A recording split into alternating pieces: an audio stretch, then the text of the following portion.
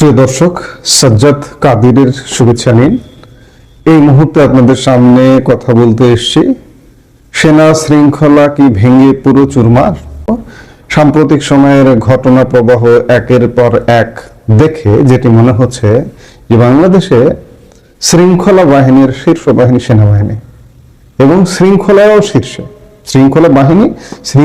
শীর্ষে সেই বাহিনীর শৃঙ্খলাও কি ভেঙে চুরমার হয়ে গেল, এমনটাই সার্বিক অবস্থা বিবেচনায় মনে হচ্ছে। আমরা সর্বশেষ দেখলাম বাংলাদেশের ইতিহাসে প্রথমবারের মতো কোনো কর্মরত গোয়েন্দা সংস্থার প্রধান কোনো বিশেষ রাজনৈতিক দলের কার্যালয়ে গিয়ে দলটির শীর্ষ নেতার সাথে সাক্ষাৎ করেছেন। জাতীয় নিরাপত্তা গোয়েন্দা সংস্থা এনএসআই এর মহাপরিচালক মেজর জেনারেল আবু মোহাম্মদ সরওয়ার ফরিদ গত শনিবার বিএনপির গুলশান কার্যালয়ে দলটির ভারপ্রাপ্ত চেয়ারম্যান তারেক রহমানের সঙ্গে একান্ত বৈঠক করেছেন। এই ঘটনা দেশের গোয়েন্দা ও সামরিক মহলে ব্যাপক আলোচনার জন্ম দিয়েছে। সূত্র জানায়, এনএসআই মহাপরিচালক শনিবার দুপুর 12টা 15 গুলশান বিএনপির চেয়ারপারসনের কার্যালয়ে পৌঁছান। সেখানে তিনি সদ্য প্রয়াত মা ও সাবেক প্রধানমন্ত্রী খালেদা জিয়ার শোকে মুহ্যমান তারেক রহমানের সঙ্গে দুপুর 1টা 21 পর্যন্ত রুদ্ধদ্বার বৈঠক করেন। সাধারণত এ ধরনের বৈঠক শীর্ষ নেতাদের বাসভবনে বা গোপনীয় কোনো স্থানে হলেও এবার তা কোনো প্রকার রাগ ঢাক ছাড়াই দলীয় কার্যালয়ে অনুষ্ঠিত হওয়াকে অপ্রত্যাশিত ও প্রথা বহির্ভূত বলে অভিহিত করা হচ্ছে। উল্লেখ্য, ডক্টর মোহাম্মদ ইউনূসের নেতৃত্বাধীন অন্তর্বর্তীকালীন সরকার দায়িত্ব নেওয়ার 5 দিন পর 2024 সালের 13 আগস্ট মেজর জেনারেল ফরিদকে এনএসআই মহাপরিচালক হিসেবে নিয়োগ দেওয়া হয়। এর আগে তাকে ঘাটাইল ভিত্তিক 19 পদাতিক ডিভিশনের জিওসি হিসেবে বদলির বিষয়টি বিবেচনায় থাকলেও তা কার্যকর হয়নি। প্রতিরক্ষা সূত্রগুলোর মতে গত 25শে ডিসেম্বর তারেক রহমান দেশে ফেরার পর থেকে একাধিক গুরুত্বপূর্ণ ব্যক্তি এবং চাকুরিরত সেনা কর্মকর্তা সামরিক বিধি উপেক্ষা করে তার সঙ্গে সাক্ষাৎ করেছেন। সম্প্রতি বেগম খালেদা জিয়ার জানাজার সময় adjutant general major general Mohammad হাকিমুজ্জামানকে বিএনপির ভারপ্রাপ্ত চেয়ারম্যানের হাতে টিস্যু পেপার এগিয়ে দিতে দেখা যায়, যা নিয়ে সামরিক মহলে অস্বস্তি তৈরি হয়েছে। এই সেনা কর্মকর্তা এর আগে আন্তর্জাতিক অপরাধ ট্রাইব্যুনালের গুম ও নির্যাতনের অভিযোগে অভিযুক্ত 25 জন সেনা কর্মকর্তার গ্রেপ্তারের যৌক্তিকতা জনসমক্ষে তুলে ধরে আলোচনায় এসেছিলেন এবং জনমানসে পরিচিত হয়ে উঠেছিলেন। এছাড়া বেগম জিয়ার জানাজার দিন সেনাবাহিনীর দীর্ঘদিনের প্রথা ও কঠোর বিধি লঙ্ঘনের অভিযোগও উঠেছে।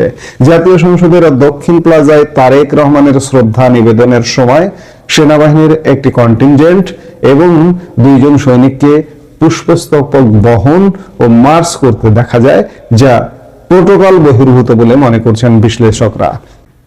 তারেক রহমান বিএনপির ভারপ্রাপ্ত চেয়ারম্যানের দায়িত্ব পালন করছেন এবং এখনো সংসদ সদস্য কিংবা রাষ্ট্রীয় কোনো নির্বাহী পদে আসীন হননি।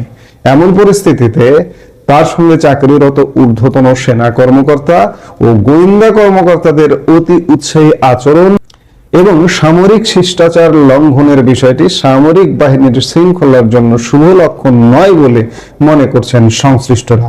এই ঘটনাগুলো থেকে আমরা মনে করে নিতেই পারি যে আসলে সেনাবাহিনীর শৃঙ্খলা বাংলাদেশের সব বাহিনী ভেঙে ফেলানো হয়েছে। সেনাবাহিনীটা অবশিষ্ট ছিল। আমরা গত ফেব্রুয়ারি মাসে সেনাপ্রধান জেনারেল ওয়াকারুজ্জামানের কণ্ঠে শুনেছিলাম যে সব বাহিনী ধ্বংস করে ফেলানো হয়েছে, সেনাবাহিনী এখনো টিকে আছে, সেই বাহিনীকে নিয়ে কাটাছেড়া করবেন না, এমনটা তিনি বলবার চেষ্টা করেছিলেন। কিন্তু তার বাহিনী, জেনারেল ওয়াকারের নেতৃত্বাধীন সেনাবাহিনী কি করছে, যে সব কর্মকাণ্ড করছে, আমি যদি ধরে নেই যে তারেক রহমান দেশে এলেন, দেশে আসা থেকে শুরু করে তাকে যেভাবে প্রোটোকল দেওয়া হলো, তিনি কি আসলে এমন প্রোটোকল পান কিনা? হ্যাঁ, তিনি যদি এসএসএফ নিরাপত্তা পান, এসএসএফ এর নিরাপত্তা পাবেন, কিন্তু সেনাবাহিনী যেভাবে প্রোটোকল দিয়ে তাকে আনলো দেশে, পরবর্তী সময়ে খালেদা জিয়ার মৃত্যু পরবর্তী সময়ে জানাজার সময়কালে আমরা যে চিত্র দেখলাম এবং যে প্রোটোকল দেখলাম এবং গোপনে বা প্রকাশ্যে দলীয় কার্যালয়ে গিয়ে সেনা কর্মকর্তারা বৈঠক করছেন, এটি মনে হয় বাংলাদেশের ইতিহাসে নজিরবিহীন। এবং এই উদাহরণগুলো থেকে এটি স্পষ্ট হয় যে বাংলাদেশের সেনাবাহিনী ধ্বংস হয়ে গেছে, শৃঙ্খলা বলতে কিছু নেই। সেনাবাহিনী রাজনীতি করা শুরু করে দিয়েছে। এই রাজনীতির লংজিভিটি কতটুকু, টেকসই কতটুকু হবে, এটা কি সাস্টেইনেবল হবে? যারা এই অতি উৎসাহী হয়ে কাজ করছেন তারা কি একবারও চিন্তা করেন না যে এই যে সেনা কর্মকর্তারা বিচারের মুখোমুখি হয়েছে এই সময়, সেটি বৈধ হোক আর অবৈধ হোক, শীর্ষ জেনারেল জেলে বন্দী হয়ে আছেন, মেজর জেনারেল পর্যন্ত সিভিল জেলে বন্দী হয়ে আছেন। জিয়াউল হাসান, এই মুহূর্তে জিয়াউল হাসানের কথা মনে হচ্ছে, এরকম বিশেষ আদালতের ক্যান্টনমেন্টে বন্দী হয়ে আছেন। আজকে যারা অতি উৎসাহী ভাব দেখাচ্ছেন, কালকে যে তাদের এই পরিণতি হবে না, এই চিন্তাটা কি হয় একবারও? আসলে যখন মানুষ ক্ষমতার বলয়ে থাকে তখন মানুষ অন্য কিছু ভাবতে পারে না। এখন যারা দায়িত্বে আছেন তারা মনে করছেন না, আর কখনো এই ধরনের পরিস্থিতি হবে না, আমরা যে কক্ষপথে আছি এই কক্ষপথ থেকে বিচ্যুত হব না। কিন্তু বাস্তবতা তো ভিন্ন কথা বলে। যুগে যুগে অতি বাড়াবাড়ির ফল ভালো হয় না। সেনাবাহিনীও শৃঙ্খলা যে নেই, ওয়াকার বাহিনীর যে শৃঙ্খলা নেই, এই ঘটনাগুলো তা সুস্পষ্ট করে মানুষকে চোখে আঙ্গুল দিয়ে দেখিয়ে দেয়। আমাদের আসলে আশা ভরসার জায়গা আর নেই। সেনাবাহিনী যে আমাদের উদ্ধার করবে খুব সহসা, সেনাবাহিনী আর মাত্র কয়েকদিন, আজকে আমরা 5 জানুয়ারি কথা বলছি, 12 ফেব্রুয়ারি, এক মাসের কয়েকদিন বেশি সময়ে সেনাবাহিনী যেন আয়োজন করে আগে থেকেই ক্ষমতা একজনের হাতে দিয়ে দিয়েছে। নির্বাচনের আগেই আমরা একজনকে প্রধানমন্ত্রী রূপেই দেখছি মনে হয়, এমনটা রিয়াক্ট করা হচ্ছে সেনাবাহিনীর তরফ থেকেই। এর পরিণতি বা এর পরিণাম ভালো হবে না, এটা আমরা বুঝতে পারছি। বিএনপির সমর্থন আছে, ঠিক আছে, মেনে নিলাম।